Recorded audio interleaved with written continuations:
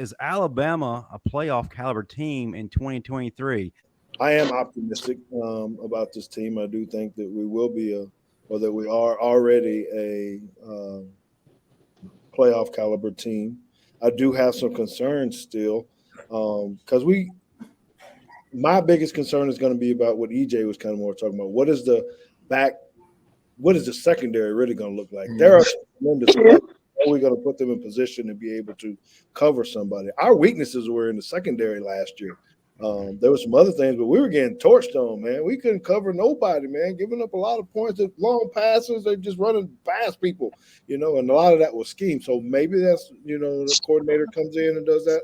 But if we're not technically sound to be able to cover deep balls, crossing routes, all the new age things, we're still going to be in trouble, or we're going to have to try to win games, more high scoring than we need. So I'm really interested. I don't get a chance to watch practice and see how Kool-Aid and those guys look and all that kind of stuff. But if they're still lined up the same way they have been, if Nick Saban is just saying, hey, line up like this, I think there's going to be a world of hurt on defense if we don't fix some of the technical issues. I think the biggest thing that I'm still trying to look at Alabama, and it's happened over the last several years. I know they changed defensive coordinator. Alabama has to be able to stop a quarterback who's able to run and throw.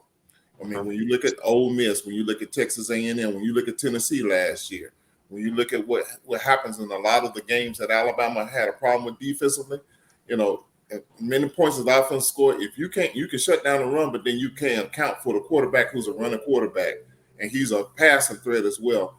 Those things have to improve. So I think the secondary play will have a lot to do with it, because they're going to have to account for the quarterback, and I think Kevin Steele will be able to do that because they didn't over the last several years, and that gave Alabama issues. Alabama became a title contender the moment they fired Pete. The moment that pen hit that paper, oh my God, Alabama became a title contender. And why do I say that? Because again, you look at the recruiting classes that they've had. Some of the best and most talented recruiting classes in college football history are on campus together.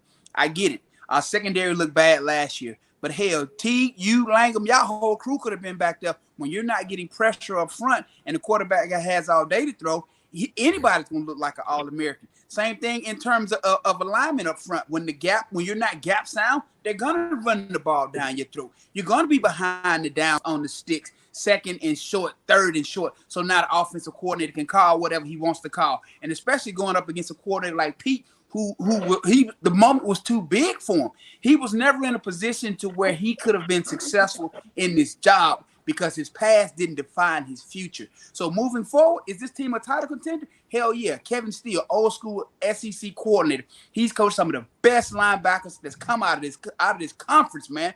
And defensive line as well. So I'm looking forward to him and that personality getting these asses lined up where they need to be and lighting the fire under them. And you're going to see that defense play lights out this year. And offense is going to give you just enough to give you what you need. Do you realize that the first time in our podcast history, Marvin kept a response under 2 minutes? What? Impossible. But that's because Pete Golden was in the chat and he said, "You do realize I'm gone, and you don't have to keep talking about me every time."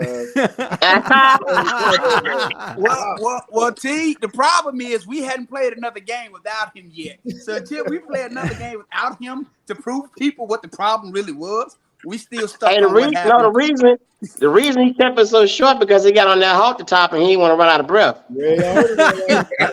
Yeah.